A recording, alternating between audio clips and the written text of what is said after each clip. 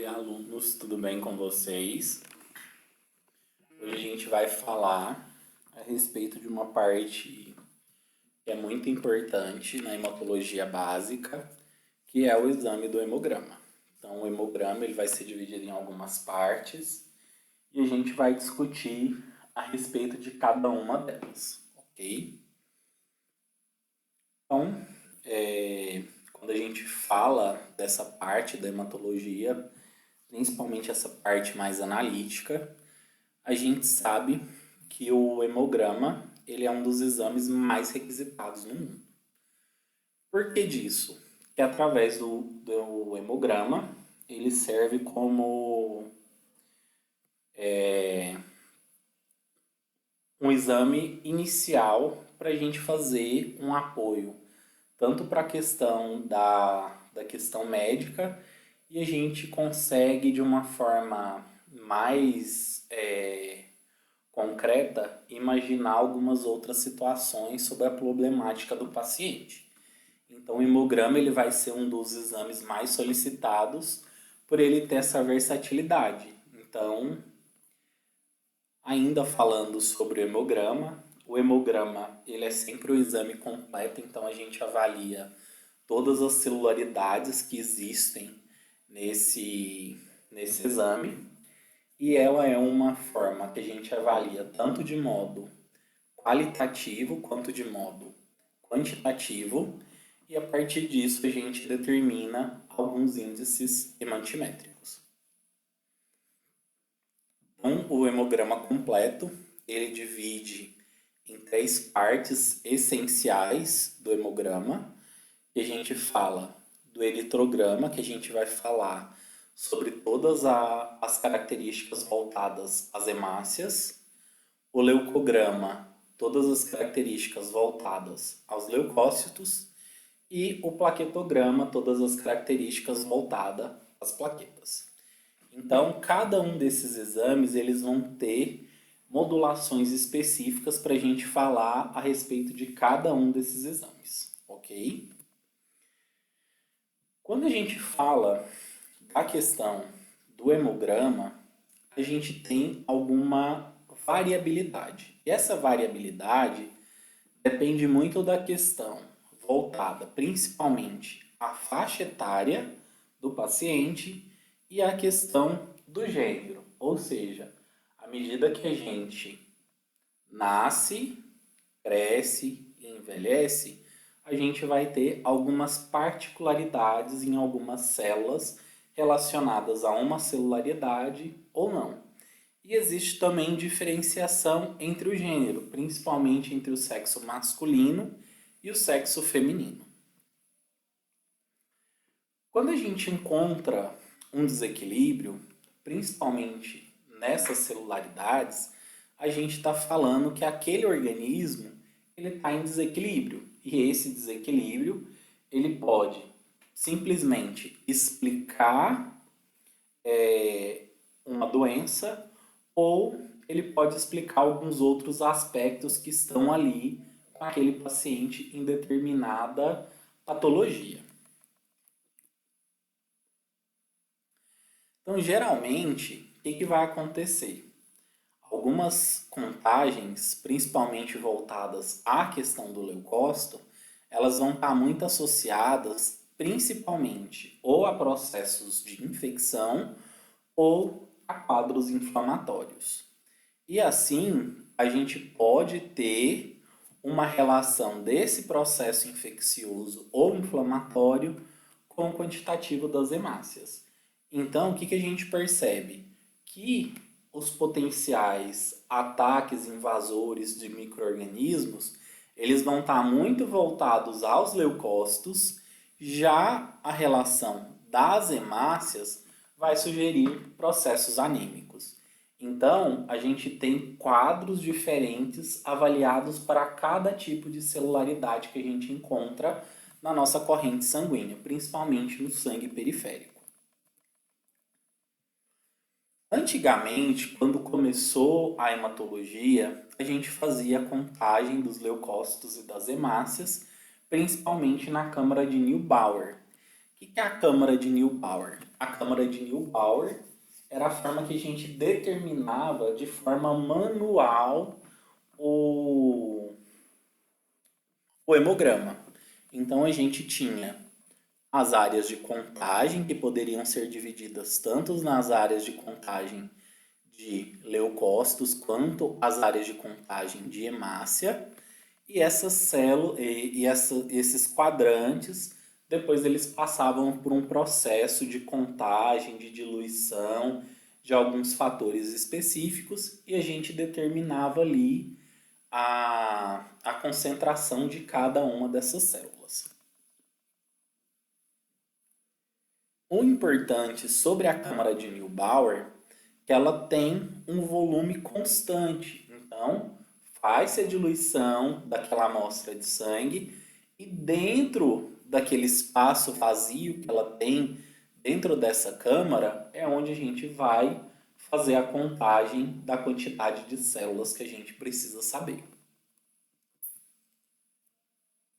Então, só para poder mostrar para vocês, elucidar um pouco para vocês entenderem sobre o que fazia em cada um desses quadrantes. Então, a gente tem os quadrantes onde a gente faz a avaliação dos leucócitos, que é esses em azuis, e alguns quadrantes que a gente fazia para poder fazer a avaliação quantitativa das hemácias. Então, a câmara de Neubauer, ela servia como artifício quantitativo. Então, a gente faria a contagem quantitativa, tanto dos leucócitos totais quanto das hemácias.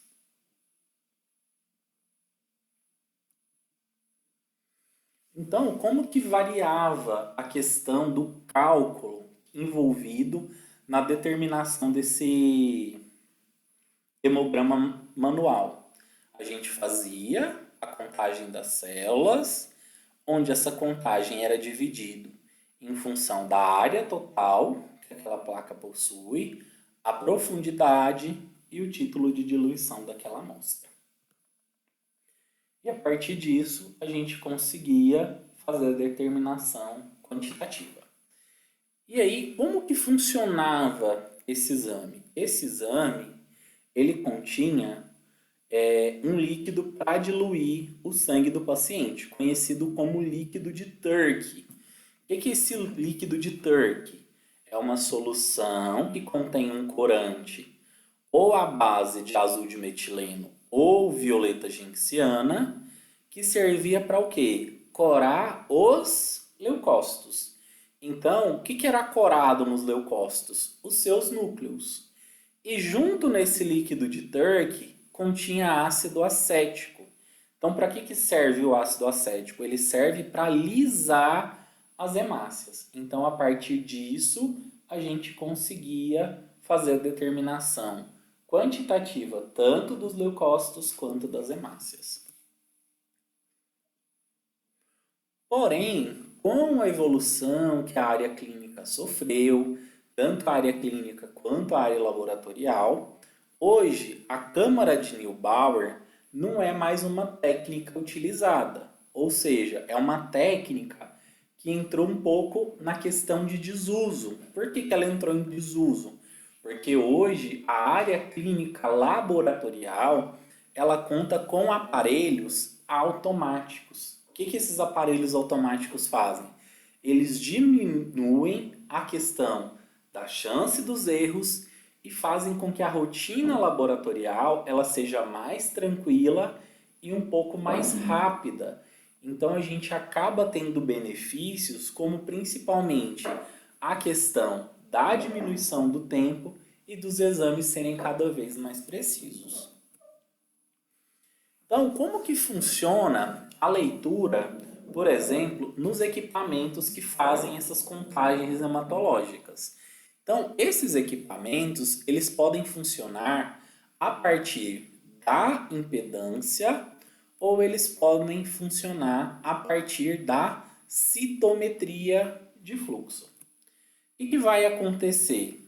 A impedância, ela vai analisar quando há interrupção do campo eletromagnético, ou seja, o equipamento vai aspirar a amostra vai ter todo o seu processo de diluição E quando fizer a questão do vácuo e a amostra for sugada, a gente vai ter a questão do quê?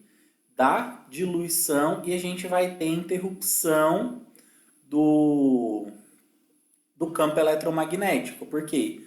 Vai acontecer uma diferença de potencial. E isso vai acontecer por quê? Porque a célula vai passar naquela abertura. Então, a partir do momento que aquela célula interagir com o campo eletromagnético, a gente vai ter a leitura da amostra. E aí a gente vai visualizar o quê? A questão se é uma célula, uma hemácia, se é um leucócito, qual tipo de leucócito e algumas outras situações. Já quando a gente fala da citrometria de fluxo, a amostra ela vai passar na frente de um laser, ou seja, e vai acontecer uma dispersão de radiação eletromagnética.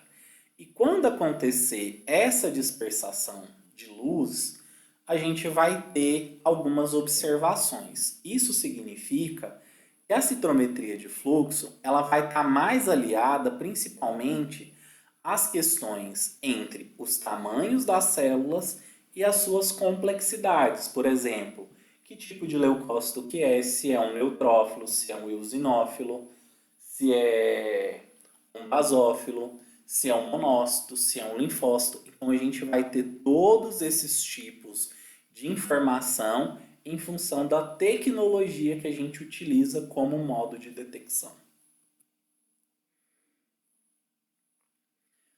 Quando a gente pensa, igual por exemplo, se acontecer de duas células cruzarem o campo, ou seja, o mesmo campo de detecção, o que vai acontecer? Vai acontecer um processo que a gente chama de fenômeno de coincidência. O que é esse fenômeno? Ele vai gerar um impulso relacionado ao tamanho de uma célula e ao tamanho de outra célula. Então, ele vai levar em consideração a média aritmética entre essas duas células. Então, ele não vai ser capaz de falar que ali tem duas células, mas ele vai ter a característica de te explicar que houve uma variação entre o tamanho daquela célula que você está analisando. Então, eu trouxe aqui para vocês alguns equipamentos que podem ser utilizados aí no nosso dia a dia e as tecnologias que a gente vai utilizar principalmente para fazer a determinação aí das celularidades que a gente encontra aí no sistema sanguíneo. Os eritrócitos, eles podem ser determinados ou por via impedância ou por via óptica. Já os leucócitos, eles podem ser determinados por impedância ou por óptica ou por fluorescência. Isso vai depender muito do tipo de equipamento que a gente está utilizando. Já as plaquetas, elas também podem ser detectadas por impedância, por óptica, por imunofluorescência ou óptica com imunofluorescência. Já os reticulócitos, eles podem ser detectados com coloração com novo azul de metileno, ou por fluorescência com oxazina, polimetina, ou com fluorescência com oxazina 750.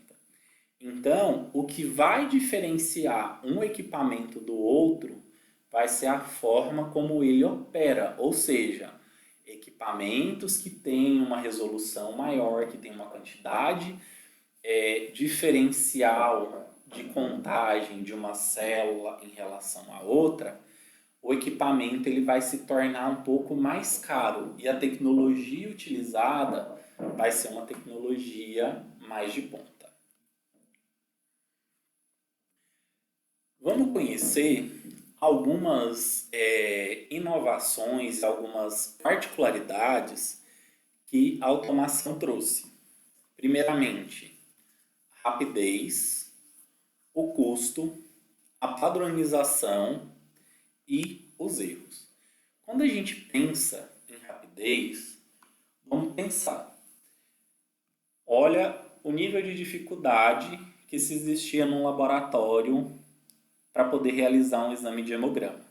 Primeiro precisava coletar, depois homogeneizar a amostra precisava ser pipetada, depois diluída no líquido de Turk, e o líquido de Turk a gente pegava uma pequena alíquota e fazia a contagem das hemácias, depois fazia a contagem dos leucócitos, e aí a gente tinha o quantitativo dessas células.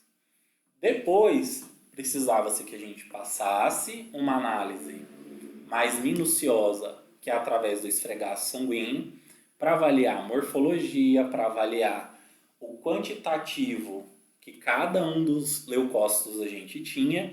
Então, se a gente pensar no quesito rapidez, hoje o equipamento faz todo esse processo. Ele só não consegue realizar de uma forma mais minuciosa as alterações morfológicas, mas o equipamento ele te dá total apoio para que você saiba o que está acontecendo de errado com uma determinada amostra. Se a gente pensar na rapidez, a rapidez impacta no quê? No custo. Por quê? Eu vou ter um profissional mais para liberar e avaliar questões dos laudos do que um profissional que vai ficar a todo momento preparando aquele exame, depois tem que ler. Então, se a gente pensar na rapidez, a gente está pensando no quê? No tempo. Então, se a gente está pensando no tempo, a gente tem que ver se o tempo também é o quê? Dinheiro. Então, se o tempo é dinheiro, então a gente diminuiu o tempo e também diminuiu o custo. Uma outra situação que a gente precisa falar, que é uma coisa mais inovadora nesse processo da automação, que é a padronização. Ou seja, todas as amostras elas vão ser padronizadas de uma forma um pouco diferente. Ou seja, a gente vai ter o mesmo processo contínuo para cada tipo de amostra que está passando ali naquele equipamento. Diferente de que se eu pegasse uma amostra, fizesse uma diluição, fizesse uma contagem, então sempre estaria tendo alguns procedimentos um pouco mais, digamos assim, alguns erros no próprio preparo da amostra para ela ser condicionada e lida. E outra coisa que trouxe de muito significativo foram a diminuição dos erros, ou seja, a gente tem processos que são mais autoafirmativos, ou seja, são processos menos sujeitos a erros e diagnósticos cada vez mais claros e mais limpos. Então, o que a gente precisa saber sobre hematologia? Que existem alguns termos que eu utilizo para falar que houve um aumento e existem alguns termos que eu utilizo para falar que houve uma diminuição. Então, os sufixos -ose, eles estão relacionados ao quê? A contagens celulares que estão aumentadas, ou seja, há um aumento na quantidade dos leucócitos, há um aumento na quantidade dos neutrófilos, há um aumento na quantidade de uma celularidade específica, e o termo penia, ele indica que há uma diminuição, ou seja, neutropenia, os neutrófilos estão abaixo do valor de referência. Leucocitose, os leucócitos estão acima do valor de referência. Então, o termo -ose significa aumento e o termo penia significa diminuição. Agora, a gente vai falar a respeito de alguns índices utilizados para que a gente avalie principalmente os eritrócitos, que são os índices hematimétricos. Então, a gente vai falar de índices que que vão avaliar se as hemácias, que são os nossos eritrócitos, se eles estão num padrão de normalidade ou se eles estão num padrão de anormalidade. O primeiro desses índices é a hemoglobina, ou seja, é o conteúdo que eu possuo dentro ali do meu eritrócito. Como que a gente faz a dosagem da hemoglobina? A dosagem da hemoglobina acontece por meio de uma técnica colorimétrica. Então, acontece a lise da hemácia e eu faço a detecção colorimétrica da hemoglobina que foi ali liberada, ou seja, a quantidade que ela consegue interagir com o campo eletromagnético, que ela consegue absorver daquele tipo de radiação, eu consigo avaliar a quantidade em específico que eu tenho ali da dosagem da hemoglobina. O que pode acontecer na situação da hemoglobina? Eu posso ter uma condição de elevação e eu tenho uma condição de diminuição. Quando eu penso nessas duas situações, o que é mais viável eu ter ali no conteúdo de dosagem de hemoglobina? Questões mais voltadas à diminuição dessa dosagem de hemoglobina. Então, a situação muito comum que a gente vai encontrar dentro do laboratório é que a gente tem um conteúdo diminuído da dosagem de hemoglobina. E esse conteúdo diminuído, ele vai se apresentar na forma de o quê? De uma anemia. Então, diminuição da dosagem de hemoglobina, indicativo principal, anemia. Porém, eu posso ter uma condição de elevação de hemoglobina. O que pode estar acontecendo? Eu posso ter esse aumento em função do aumento dos eritrócitos, ou eu posso ter um aumento diferente. O que seria esse aumento diferente? Ele pode ser numa situação de envenenamento por monóxido de carbono ou um estado de desidratação extremamente grave. Então, eu posso ter essas duas condições para alterações nas questões da hemoglobina. Então, qual que é o parâmetro que a gente vai seguir? Cada laboratório ele tem o seu parâmetro de avaliação, ou seja, isso é determinado em função da comitiva que se tem dos biomédicos dentro de cada um dos laboratórios, porém, a literatura enfatiza que, teoricamente, os valores referenciais são, para as mulheres, entre 12 a 16 gramas por decilitro de sangue, para os homens, de 13 a 18 gramas por decilitro, e para os recém-nascidos, maior que 17,3 grama por decilitro. Lembrando que há uma variação nessa dosagem de hemoglobina que segue a idade, o gênero, a altitude, o momento no dia, em função de outras características que a gente tem em função a cada um dos parâmetros que a gente avalia. Normalmente, as mulheres elas vão ter um conteúdo menor de eritrócitos. Então, por isso que a gente vai ver que a concentração de hemoglobina ela é um pouco menor em relação aos homens.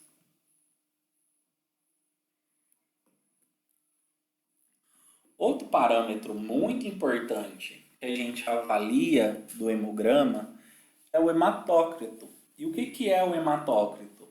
O hematócrito nada mais é do que o percentil de hemácias, que eu tenho por um determinado volume. O que isso significa? Significa que eu vou avaliar o espaço, ou seja, o volume que aquelas hemácias possuem indeterminado quantidade e volume de sangue.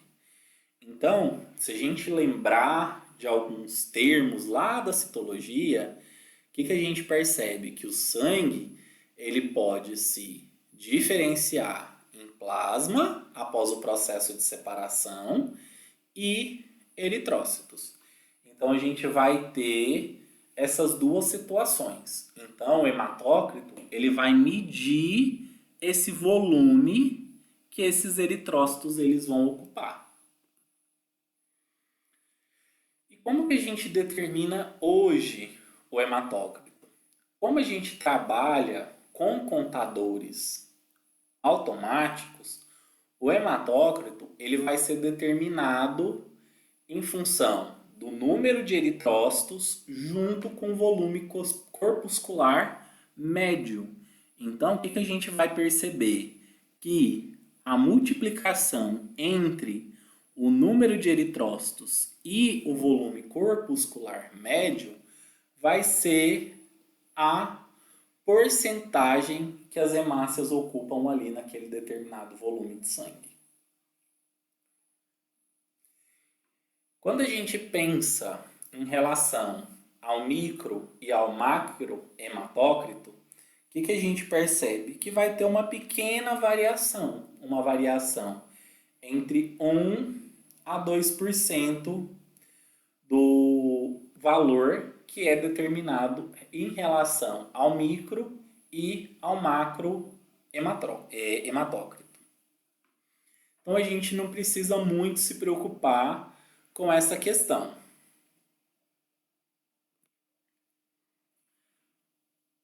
O que acontece numa situação onde eu posso ter a elevação do hematócrito e o que acontece quando eu tiver a diminuição?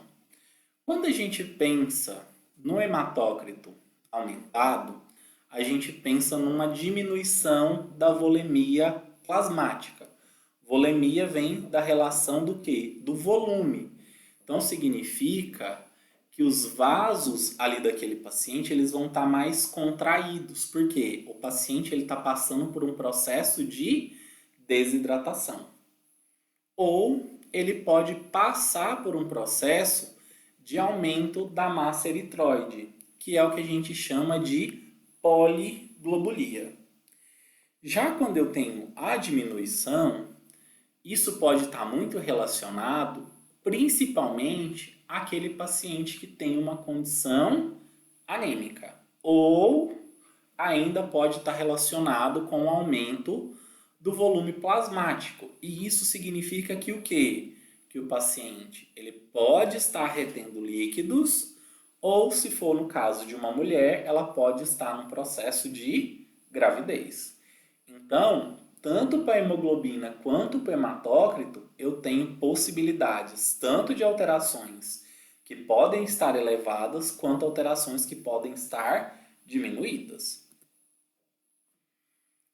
Em relação ao hematócrito, para as mulheres eu tenho um hematócrito em torno de 35 a 45%, para os homens de 40 a 50%, e crianças acima de 1 ano de 37 a 44%.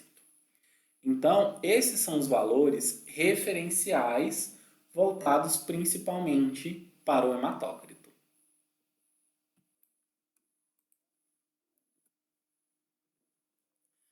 Agora, falando a respeito do volume corpuscular médio, esse é um índice que ele avalia a média do tamanho das hemácias. E como que a gente faz para avaliar esse aspecto? A gente vai pegar o hematócrito, dividir pelo número total de eritrócitos e multiplicar por 10. E aí a gente vai ter uma média relacionada com os tamanhos das hemácias. E aí a gente já pode conseguir avaliar se a gente tem variação no tamanho dos eritrócitos. Se a gente tem eritrócitos grandes ou se a gente tem eritrócitos pequenos, ou quais os tipos de eritrócitos que a gente tem ali, no caso, se eles podem ser normais. Para um adulto, existe a seguinte determinação, que pode variar de 80 até 100 centilitros. No caso das crianças, ele depende muito da faixa etária. Com a avaliação do volume corpuscular médio, a gente cria um índice matimétrico importantíssimo para a avaliação das anemias. A respeito dessa investigação do tamanho, a gente acaba tendo 3 tipos de anemias, que podem ser as anemias microcíticas, as anemias normocíticas e as anemias macrocíticas. Então, o volume corpuscular médio, ele pode indicar que as hemácias, elas têm tamanhos diminuídos, ou elas têm tamanhos grandes, ou elas têm tamanhos normais. E junto com o volume corpuscular médio, a sua alteração, a gente pode interpretar que aquele paciente ele pode estar passando ou por uma anemia, e essa anemia pode indicar essas 3 situações. Quais são os possíveis interferentes quando a gente fala do volume corpuscular médio? Primeiramente, quando a gente faz a adição de EDTA no tubo de sangue coletado. Então, o que acontece? A quantidade excessiva de EDTA que eu adiciono no tubo, ela pode trazer um processo de desidratação. E isso vai fazer com que eu tenha uma atenuação, ou seja, um erro, porque isso vai impactar de forma significativa no volume corpuscular médio. O que eu preciso fazer para que isso não aconteça? Ter tubos de ensaio que já possuem, tubos de coleta que já possuem a quantidade específica de EDTA, utilizar um EDTA que não faz com que eu tenha esse processo de desidratação, e a gente sempre precisa coletar na quantidade específica que o fabricante determina para aquele tipo de tubo. Outro ponto muito importante é o que a gente chama de crioaglutinação. O que significa? Nada mais é do que as crioaglutininas. O que essas crioaglutininas são? São proteínas que vão fazer a fusão ali dos eritrócitos, ou seja, são porções que a gente encontra na membrana dos eritrócitos, e elas podem ativar com a sensibilidade ao calor. Então, o que a gente pode fazer ali para resolver essa situação? No caso, aquecimento do tubo de ensaio a 37 graus, a 37 graus Celsius, que é a temperatura do corpo, e fazer a leitura do hemograma. Quando eu tenho a creaglutinina, o que ela vai ocasionar na leitura do hemograma? Pode ser que o aparelho entenda que ele está contando uma ou mais células como se fosse uma única célula. Outra coisa que a gente precisa ficar muito atento, a questão do tempo de processamento da temperatura. Então a gente precisa manter principalmente a amostra por maior quantidade possível na temperatura ambiente. Porque se a gente ficar com a temperatura numa geladeira, por exemplo, a gente diminuir a quantidade de temperatura, a gente vai fazer com que o VCM diminua.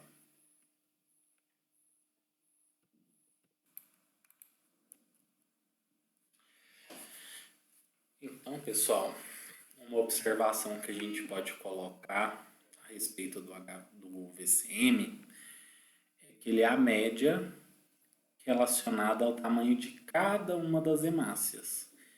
E um ponto muito importante é que sempre vai existir uma variação que é considerada normal.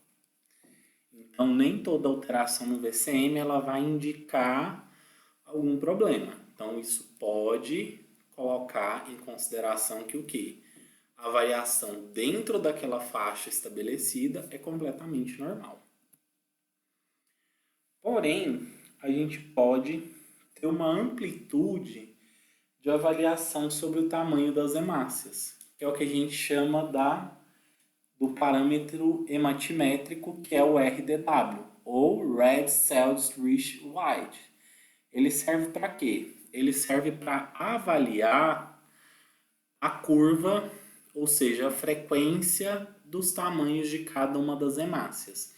E isso ele vai avaliar a amplitude desde hemácias pequenas até hemácias grandes.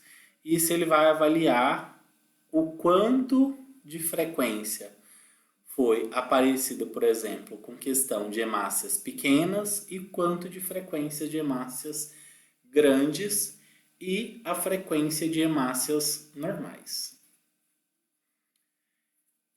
Então, sempre que a gente falar a respeito do tamanho, então o RDW ele sempre vai estar muito associado com o VCM. Então, ambos vão servir para a gente avaliar o volume da hemácia.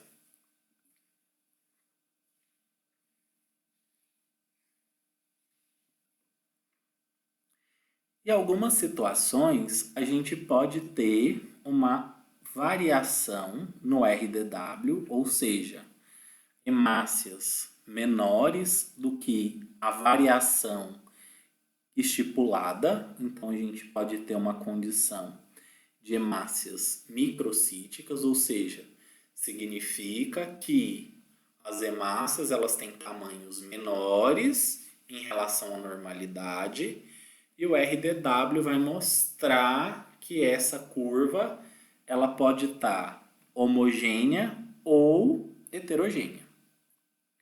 Outra situação que a gente pode avaliar é quando a gente tem um VCM alto, por exemplo, uma célula macrocítica. E aí a gente vai ter também uma condição de avaliar se essas hemácias elas possuem uma variação alta ou uma variação baixa relacionada ao RDW. E a gente pode ter a dupla população eritrocitária, que a gente vai avaliar a questão da condição dos tamanhos em função da avaliação do RDW. Isso vai mostrar que o quê? Que o VCM vai estar dentro dos valores normais e o que vai diferenciar a nossa avaliação vai ser a questão do RDW.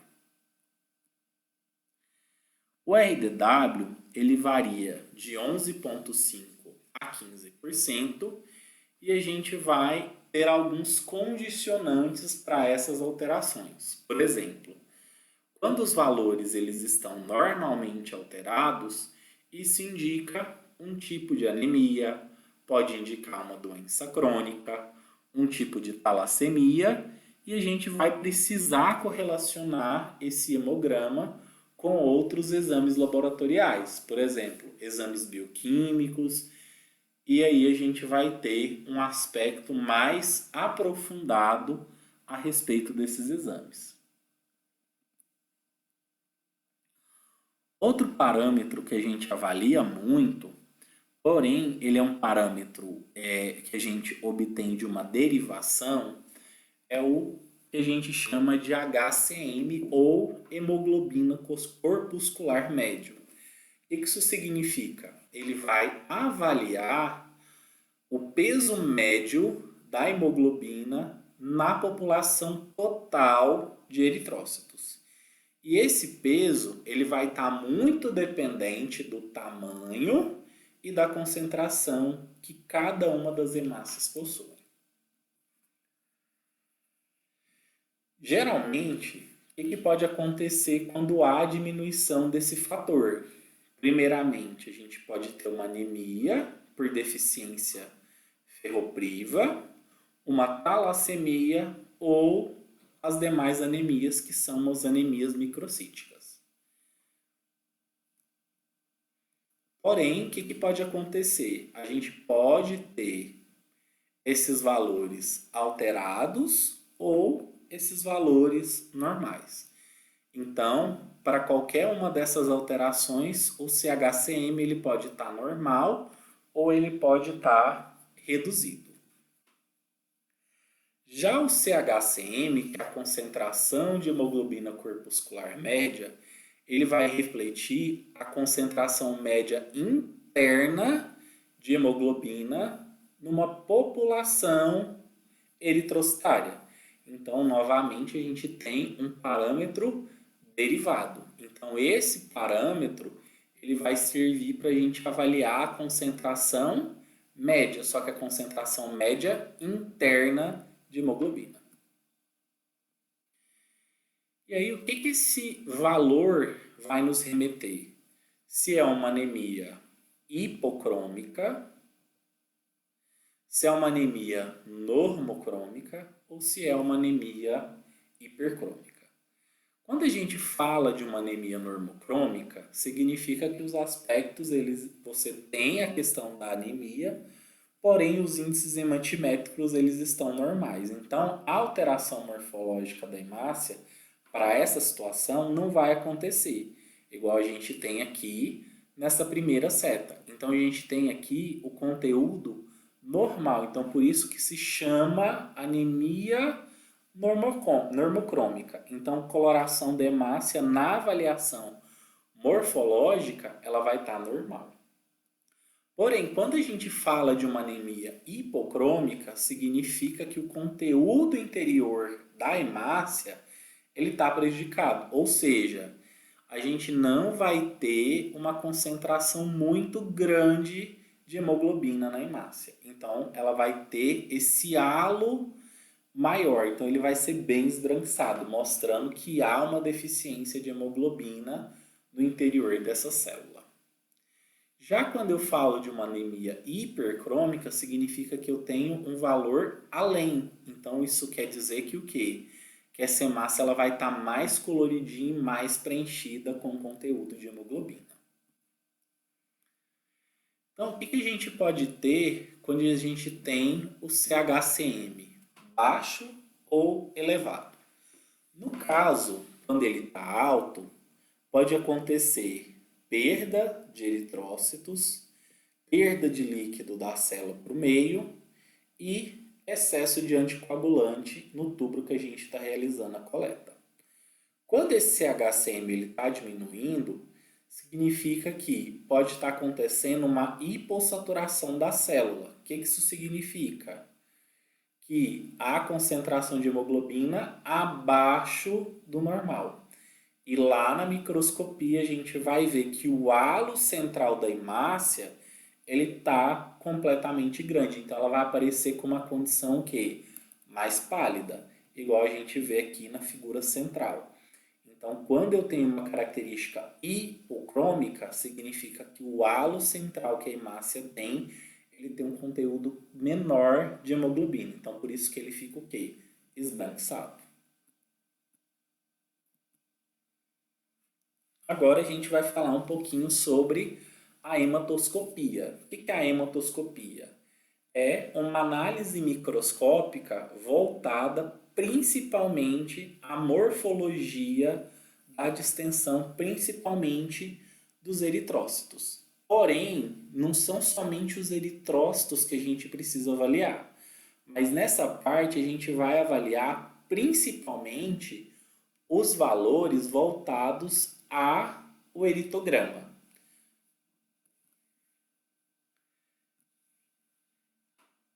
Porém, como eu falei para vocês, a hematoscopia ela não é uma parte que avalia somente os eritrócitos. Então, ela avalia os eritrócitos, leucócitos e as plaquetas. O que a gente pode avaliar nos eritrócitos? Ou seja, o que a gente avalia na condição dos eritrócitos quando a gente está fazendo a hematoscopia?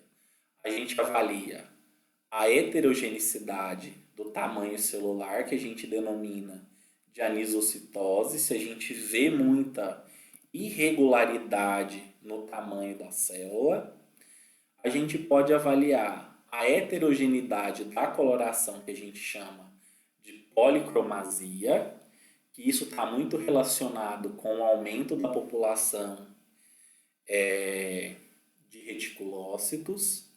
A gente pode avaliar inclusões citoplasmáticas nas hemácias, podemos fazer a pesquisa de células jovens e podemos também fazer a pesquisa da poiquilocitose, que nada mais é do que eu encontrar heterogeneidade na variação das formas, ou seja, há muitas formas variadas de hemácias. Nos leucócitos, o que eu posso encontrar? Eu posso encontrar células com diferentes condições de processos de maturação. Eu posso encontrar maturidade celular elevada e eu preciso avaliar a morfologia. Da mesma forma que as plaquetas. Eu posso avaliar os estágios de maturação, processos de granulação e os tamanhos. Então, o que eu preciso para fazer uma análise hematoscópica de boa qualidade? Primeiramente, eu preciso de um bom esfregaço sanguíneo. E aí, o que eu vou pesquisar nesse esfregaço sanguíneo? Eu vou pesquisar regiões aonde eu consiga encontrar o que há de importante em cada uma dessas regiões. Então, geralmente, dentro de uma análise morfológica e estrutural, existem algumas repartições nesse esfregaço sanguíneo, ou na técnica da gota espessa. Esse esfregaço ele vai ser composto por cauda, onde eu vou ter uma concentração enorme de materiais, como elementos celulares, que vão estar extremamente agrupados. Então, não é uma boa região onde eu consiga fazer uma avaliação morfológica e estrutural correta. Eu tenho o que a gente chama de corpo, onde eu começo a ter uma distensão mais clara, uma área mais homogênea e aonde eu utilizo para poder fazer essa correlação entre a morfologia e a estrutura. Já quando eu falo da cauda, eu já começo a ter um processo mais desuniforme, ou seja, eu começo a ter um espaçamento muito grande entre as células. E não é uma boa região para avaliar nem a morfologia, nem a estrutura. Geralmente, algumas situações elas são requeridas para que a gente consiga avaliar de uma forma mais clara, de uma forma mais objetiva, aquele hemograma que a gente precisa avaliar. Então, a análise hematoscópica daquele esfregaço sanguíneo, ela serve de um artifício para eu fechar um laudo hematológico. Ou seja, o que eu preciso fazer? Para que eu tenha qualidade no esfregaço, eu preciso ter uma visualização muito boa. Ou seja, então geralmente a gente faz o aumento proporcional e geralmente as observações que trazem mais dúvidas, elas devem ser avaliadas na objetiva de aumento de 100 vezes. Como, por exemplo, algumas situações que a gente pode estar encontrando é, nesses artefatos hematológicos, nesses esfregaços sanguíneos. Roleux, que são hemácias na forma de moedinhas, aglutinação e roseta de hemácias. O que a gente pode perceber sobre as estruturas? Que elas são estruturas completamente diferentes. Então, elas têm definições diferentes, elas acontecem de formas diferentes e cada uma dessas observações vão dar laudos e patologias completamente diferentes. Então, a gente precisa ter, além de uma atenção à avaliação morfológica e estrutural, a gente precisa ter um bom campo para poder fazer a visualização desses achados hematológicos.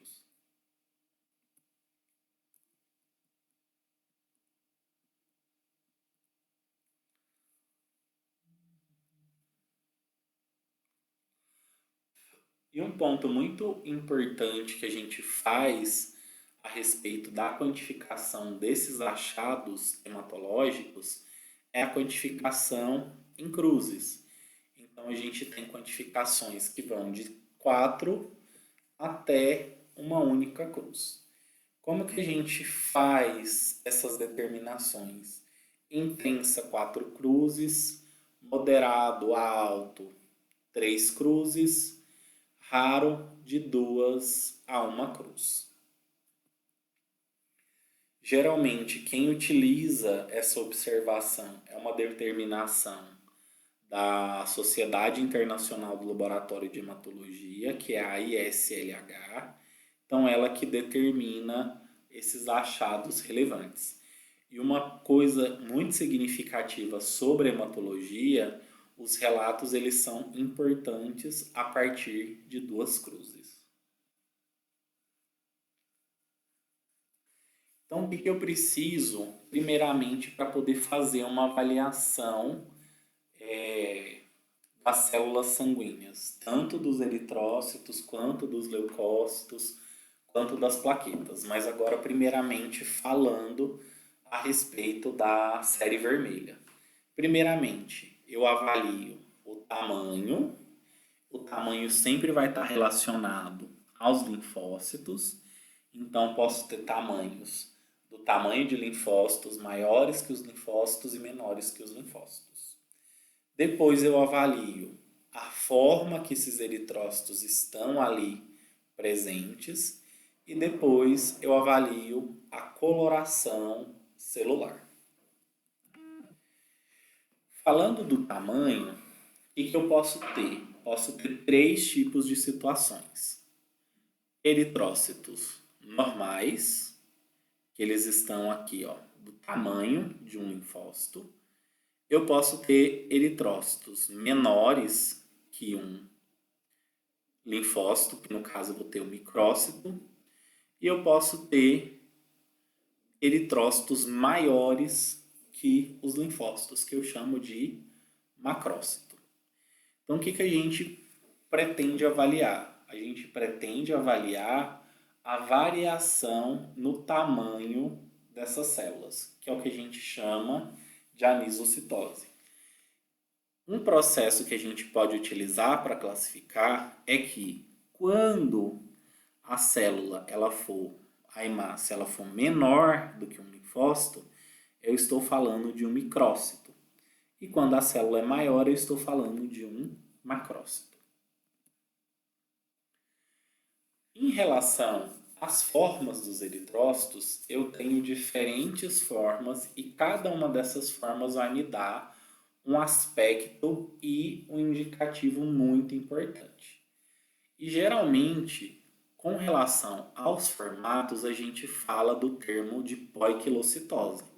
Então, o aparecimento dessas formas anormais a gente tem que relatar lá no laudo como poiquilocitose, porque eu estou falando e me referindo ao formato que essas hemácias possuem, e eu preciso quantificar em termos de cruzes, raras, moderadas, altas e intensas. E já em relação à coloração das hemácias, eu posso falar tanto o termo de hipocromia quanto o termo de hipercromia, que está relacionado ao halo central que a hemácia possui.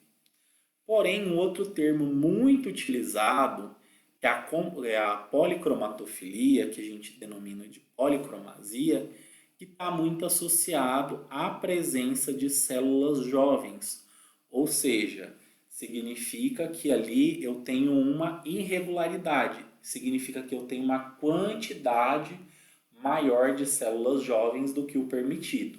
E aí eu determino que aquele paciente ele possui o que a gente chama de policromasia.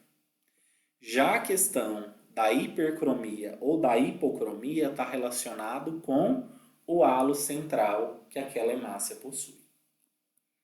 Ele pode ser maior ou menor. Outro ponto muito importante sobre as hemácias são o que a gente chama de inclusões eritrocitárias. O que isso significa? Significa que há alguns achados que são extremamente importantes para a gente avaliar na presença das inclusões eritrocitárias. Que achados são esses? Eu posso ter os pontilhados basófilos, eu posso ter o corpúsculo de Rowley-Joly, eu posso ter o anel de Carbot, eu posso ter os corpos de Papeimer, eu posso ter os corpúsculos de Henzer e eu tenho as inclusões parasitárias. O que isso significa? Cada uma dessas inclusões eritrocitárias que eu citei para vocês, elas vão seguir uma determinada clínica, ou seja, a partir do momento que eu vejo essas inclusões, é necessário fazer o laudo de cada uma dessas estruturas. Por quê? Elas são estruturas que têm uma relevância clínica muito importante. Então, a partir do momento que essas inclusões aparecem, quando eu estou avaliando a hematoscopia, eu preciso fazer e eu preciso relatar cada uma delas.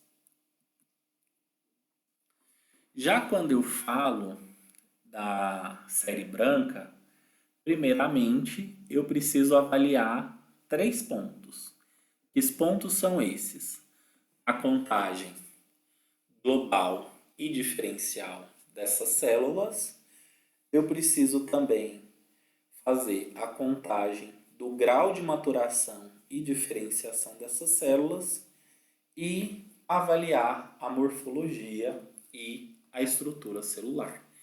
Então, isso serve para que eu consiga ter atributos para falar a respeito, principalmente do quadro de doença ou de normalidade daquele paciente.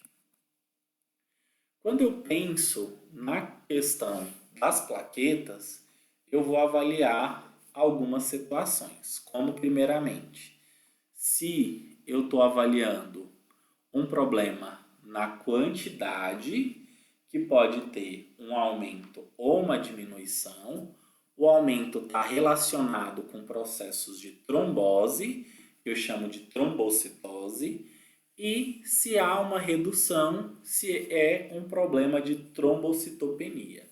Então, isso vai depender muito da quantidade de plaquetas que tem ali para aquele determinado paciente. Outra situação que eu preciso avaliar uma situação numa alteração principalmente voltada para o tamanho, ou seja, onde eu vou encontrar macroplaquetas ou plaquetas gigantes. E a partir do momento que eu encontro um ou outro, há necessidade de fazer o relato no laudo. Lembrando que esse relato ele deve ser relatado na forma de cruzes.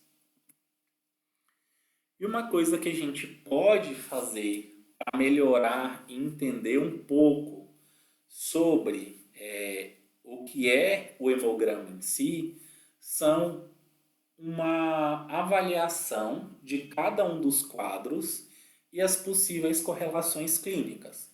Por exemplo, quando eu penso nos neutrófilos, eles podem estar aumentados, que eu chamo de neutrofilia, ou eles podem estar diminuídos, que eu chamo de neutropenia. Em relação aos processos de neutrofilia, existem algumas possibilidades que a gente avalia. O que pode acontecer? Eu posso ter uma infecção ou eu posso ter uma neoplasia. Então, são possíveis correlações clínicas. Não necessariamente significa que seja essa correlação. Geralmente, quando a gente fala que temos um aumento na quantidade dos neutrófilos, provavelmente a gente está passando por um tipo de infecção, geralmente uma infecção bacteriana. Já a neutropenia, que é a diminuição, ela pode estar associada a 2 tipos específicos, como por exemplo, O abuso de drogas, como por exemplo, antibióticos e anticonvulsionantes. Então, o uso abusivo dessas duas substâncias fazem com que eu tenha a redução desse tipo de celularidade, ou pode estar associado principalmente a uma cirrose hepática ou uma doença de armazenamento, como a doença Gaucher. Já quando eu penso num outro tipo de celularidade, como por exemplo os basófilos, eu já posso pensar numa questão de basofilia. Por que só basofilia? Porque se a gente pensar, é um tipo de célula que a gente quase não encontra dentro da contagem hematológica. Então, é uma célula que vai estar muito mais problemática se tiver o aumento do que a redução. Porque é uma célula que a gente não tem uma quantidade muito significativa. Então, a basofilia, geralmente, ela está relacionada com algumas situações, como, por exemplo, anemias hemolíticas crônicas ou leucemias, ou pós-esplenectomia, entre outras causas. Então, são situações onde eu vou ter a elevação desse tipo de celularidade. Então, para os basófilos, o mais interessante é o aumento, já que a gente não tem uma presença tão significativa dessa célula na nossa corrente sanguínea. Já quando eu penso nos eosinófilos, eu também tenho algumas situações, como por exemplo, o aumento, que a gente denomina de eosinofilia, ou a diminuição, que a gente denomina de eosinopenia. Quando eu penso na eosinofilia, eu tenho duas possibilidades. Quais seriam essas duas possibilidades? Que seriam as doenças alérgicas ou as infecções parasitárias. Já quando eu penso em eosinopenia, eu tenho algumas outras correlações clínicas, como por exemplo, eu posso estar no estado de efeito tóxico de hemólise aguda dos eritrócitos, eu posso estar num coma diabético, num choque, em queimaduras ou em um estado físico estressante, como por exemplo, trabalho de parto. Então, existem correlações diferentes para quando há um aumento e correlações diferentes para quando há as diminuições. Quando eu penso nos monócitos, eu posso estar relacionando a uma monocitose ou uma monocitopenia, ou seja, tanto o aumento quanto a diminuição. Em relação ao aumento, o que eu posso ter? Eu posso ter um processo leucêmico ou uma infecção por protozoário, geralmente a malária, ou eu posso estar em fase de recuperação de infecções agudas. O que isso significa?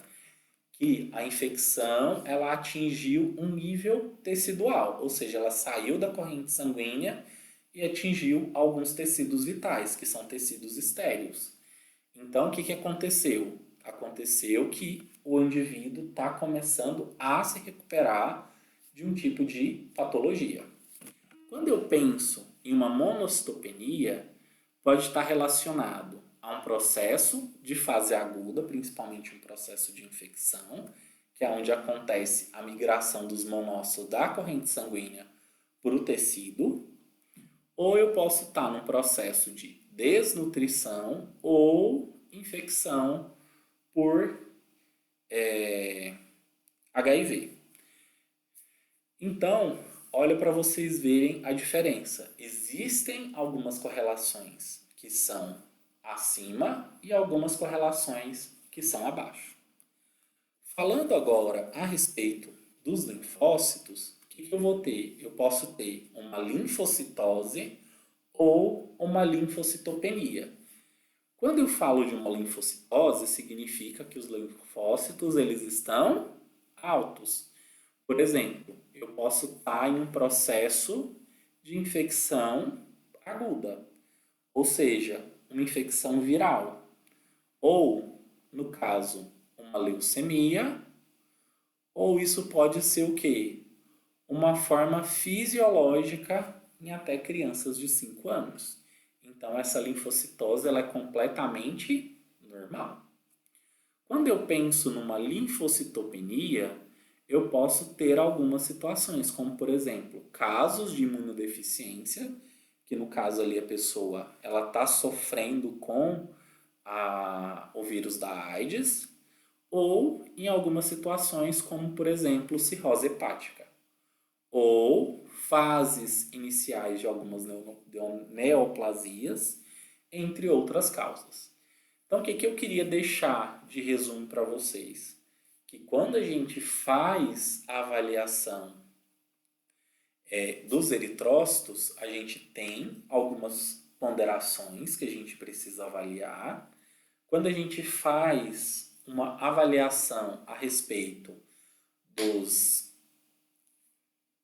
leucócitos, eu também tenho uma avaliação. E quando a gente faz uma avaliação das plaquetas, eu também tenho alguns pontos que precisam ser bem esclarecidos. Então, não é simplesmente só pegar a amostra e passar num contador hematológico. Eu preciso depois fazer uma avaliação hematoscópica, ou seja, eu preciso avaliar a morfologia, eu preciso avaliar a estrutura, eu preciso avaliar a contagem total, eu preciso avaliar a contagem relativa de cada uma das espécies, para que eu tenha, de uma forma específica, pontos aonde eu posso avaliar de uma forma significativa ou não cada uma das situações. Espero que vocês tenham gostado e até a nossa próxima aula.